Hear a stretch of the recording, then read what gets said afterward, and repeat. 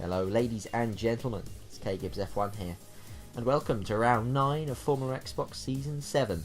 This time we're in Austria for the Austrian Grand Prix. Spielberg, of course, and let's hope this race is as epic as one of his films. So, as you can see, we opt for the harder tyre strategy option on this occasion, and to be fair, if you remember back to Season 6, when I couldn't make it a set of ultra soft tyres do half a lap, then ultimately you'll probably decide that that's a pretty good call from me there, as we make an absolute hash of the final two corners, wide in both instances, but we're going to come across the line now to do a 108.331. It's P11 at the moment, and it's soon to become P12 as we just cling on to a position on the first page of the leaderboard. It's another dismal qualifying for me, but of course it does at least mean that we get a free choice on tyres for the start of this race. And with tyre wear being as critical as I mentioned earlier, that's not a bad thing whatsoever. We're going to start this one on the super soft tyres. Now, as you'll see now, the game suggests that I can make it on a one-stop strategy. Now, that is about as far-fetched as someone suggesting that NASCAR is the greatest racing series on the planet. So it's not a really good strategy that we want to go with on that occasion. We're going to go with a two-stop instead. Starting with the super soft, moving to a soft, and ending with the super sticky, super fast ultra softs for the closing stages. As we have 5 red lights. Really long hold there. In fact, too long a hold for Drastic Devil, who's jumped the start and gained about 20 places, but of course he's going to have to give those all up when he has his drive-through penalty. A bit of contact you can see on the outside there with IHEs in the Force India. We've got away with it, and we've actually gained some positions out of that as well. So thanks to Drastic Devil and his contact with the Force India, we're up into P10, and we've held off Elusive Kev, and we have an early safety car. Given the amount of contact that we could see in the turn 1, it's hardly surprising. And looking on the map now, you can see a couple of cars have come to grief there. Now, interestingly, obviously, we've started on the super soft tyres. Nearly everyone ahead of us has started on used ultra softs. And as you can see on the map now, everybody is boxed pretty much that's ahead of us, bar one, which is Nor the Dragon. Which, of course, means that despite now being on a bit of a suboptimal tyre strategy, we have moved up into second on the road. Do not adjust your sets, folks. I'm going to be taking this restart in second place, behind Nor the Dragon in first, and with Worthy third behind us. Now, Nor's the only man who've started on the ultra soft tyres to have stayed out. It'll be interesting to see how that plays out for him, but what it does mean is that me and Nor, given that everybody behind us has already made a pit stop, have got to bolt now and gain as much time as we can on the field while they squabble behind us. As you can see, lap 7, we're still P1 and P2. We've held on to those positions. We haven't gained a great deal over at least 3rd, 4th and 5th yet. So I've got DRS now on Nor as well. I'll do a 1:10.4, my best lap of the race so far. And heading into turn 1 now, taking a bit too much curve there, but Nor has taken a bit too much curve on the outside, and we may now have a run on him going up the hill into turn 2. He's got great straight line speed on that Red Bull, though he's clearly taken a bit of wing out, and we're not going to be able to have a lunge into 2 at the moment. But of course, the DRS zone between 3 and 4 could give us another opportunity now. So good traction out of 2 on the DRS nice and early as well. We're tucked up in his slipstream, but this isn't going to be a long enough straight, I don't think. We're gaining, but we're too far back at the 100 metre board. We have to get the anchors on. Nor does as well. A bit of a lock up from him, so we eat some of his smoke momentarily there, and we maintain position in what is, it says 3rd, but I can assure you it's actually 2nd on the road. A bit of a glitch there that said I think Phoebe was 1st, even though he's not ahead of us on the road. And as you can see there, Nor might not be ahead of me on the road for too much longer, as he got it all out of shape on the way out of the last corner. We're on the outside line, though. He's defended very well into turn 1. He's maintained position into 1. I've got a little bit squirrely on the exit as well. Fishtailing all over the place, on the grass as well. And here comes Worthy. We've gone from attack to defence in an instant, and Worthy is now going to have the inside line heading into turn 2. On the brakes late, but Worthy's on the brakes later than we are. And that is position gain for him. That is the move done, and we tuck back into 3rd place. And that's now Nor with a bit of respite, bit of a margin over Worthy at the moment, and we have to settle for 3rd place on the road at the moment. Can we gain any positions? Well, one person who certainly can't is that guy in the Manor who tried to dive bomb me, I think, and totally misjudged that one. A bit like what I did to him in Russia, I think. So unfortunate instant for there for him, but it does at least mean that we're now a lead group of 4 cars instead of 5, and I've got Luke all over my gearbox now as well. Can we get a run on Worthy? We're close enough to make a move, but through turns 8 and 9, it is nigh on impossible well, impossible anyway if you want to get away without friendly front wing damage. And you can see Worthy's brake check just ahead into turn 9, and that is the front wing damage that I mentioned just two moments ago, and that is going to prove costly for us, not maybe in the first or second sectors, but certainly through 8 and 9 in the third sector, and we're already feeling the effects of that. We run on too deep into turn 1, and that is going to give Luke the opportunity he needs into turn 2, surely. We're going to try and go defensive, but not too defensive really, because we know at this point with front wing damage, resistance is kind of futile. We try and tuck in behind Luke, but he's just squeezed us out on the exit, and that is both of us off. Both of us recover, only lost a couple of seconds there. Now on your right hand side you can see it's a legal overtake on Feely.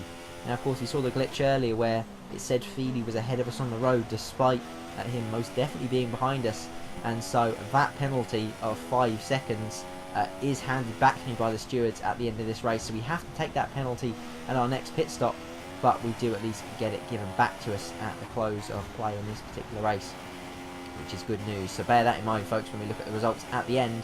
And as we get it all crossed up coming out of turn 7, Melanie takes the place, and we dive to the inside of him because we're going to take to pit road on lap 10 to get rid of these super soft tyres, to get rid of our damaged front wing, and to hopefully have better pace on the exit. But it's going to be a really long stop this, of course, because not only do we have the front wing change, we also have that 5-second time penalty which we have to serve, albeit given back, albeit give the time given back to us at the close of play in this one.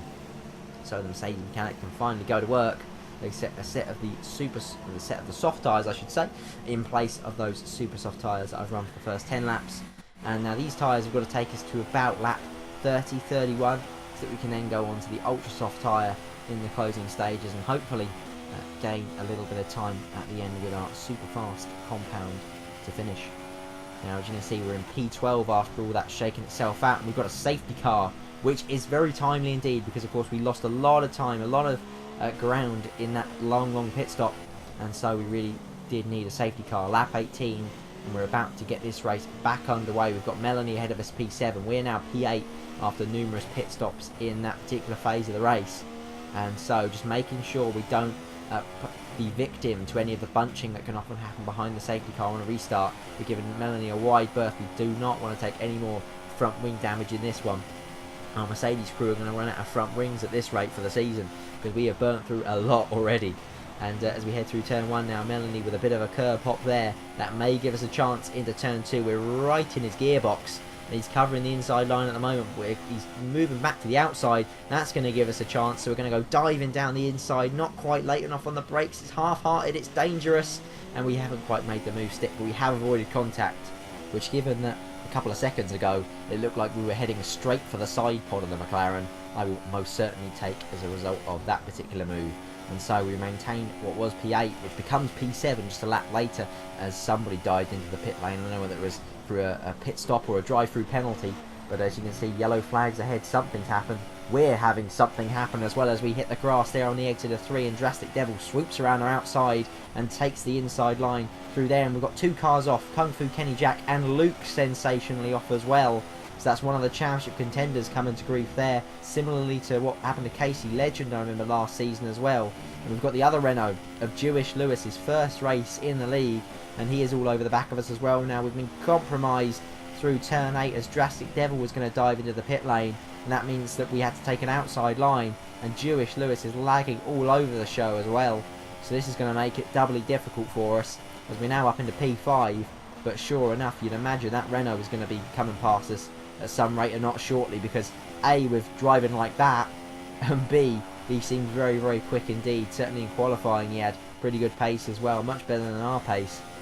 So we're going to try and hang on as long as we can, but it's going to be tricky to fight him in the first place anyway, because of the amount of lag that's going on, and he is now all over our gearbox in the space of 2 corners there, as I went horrendously wide in 1, and then got all tail happy coming out of turn 2 as well, and he's gone down the inside into 3. We couldn't fight him that much, to be fair, because he's already made the move stick by the time I'd realised he was diving down the inside. So game over as far as the battle goes for P5. We're going to try and hang on to the back of him, but with the amount of lag that's going on, that's dangerous territory to be in. I just don't know at this point where his car's going to be. You can see him jumping forward and back and across the track as well. And very, very tricky circumstances here. So as we throw it into turn 8, He's almost parked on the apex. He's not actually there, and we've hit the back of him anyway. So we've become a victim to lag, Mighty Midget style on that one. And at least we're close to the pit entry, so we can dive in, get rid of these soft tyres, and get on a new front wing and a new set of rubber as well. So getting slowed down for the pit entry line. It's gutting for us. It's the second front wing in this race as well.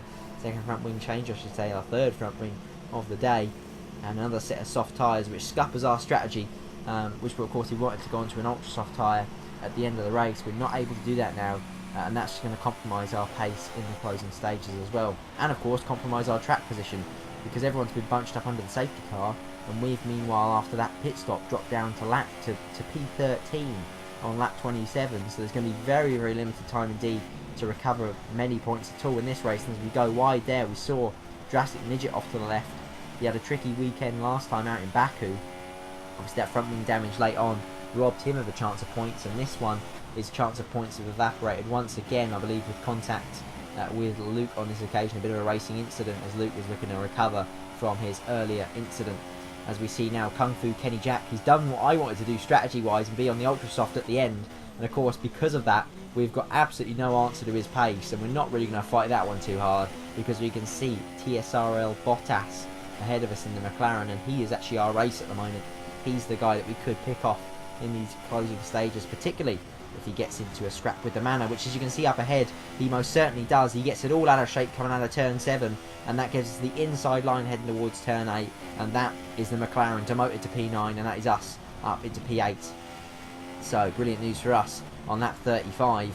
We've got the track position over the McLaren, but of course on this final lap it's now a case of whether he can mount a comeback to us. But we have actually pulled out a little bit of a margin over him on this pit straight, so it looks, at least at the moment, like we're going to be able to retain the place. And indeed on the end of lap 36, coming through turns 8 and turns 9 for the final time in this race, Melanie has won his first race, or his second race I should say, in the league, his second win in the last 3 races, and we cross the line for what is P8. It becomes P9 and then P10 for us due to penalties, which is pretty disappointing. But of course that 5-second stop-go penalty that we had earlier in the race will be removed, and that will surely mean that we go up into P8.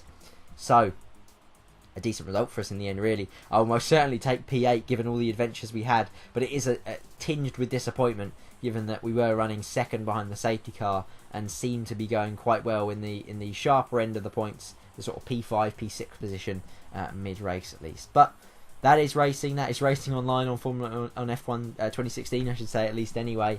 And hopefully there won't be quite as much lag in the next game, or at least they can remove a bit of the lag bubble. So I hope you enjoyed this race anyway, folks. It was fun to race in. Lots going on. Certainly lots to talk about as well. Please leave your thoughts in the comment section below, and please leave a like if you have enjoyed. And why not subscribe if you fancy seeing more of these league race highlights and other motorsport gaming content from me. But until next time, I shall see you very soon. Goodbye.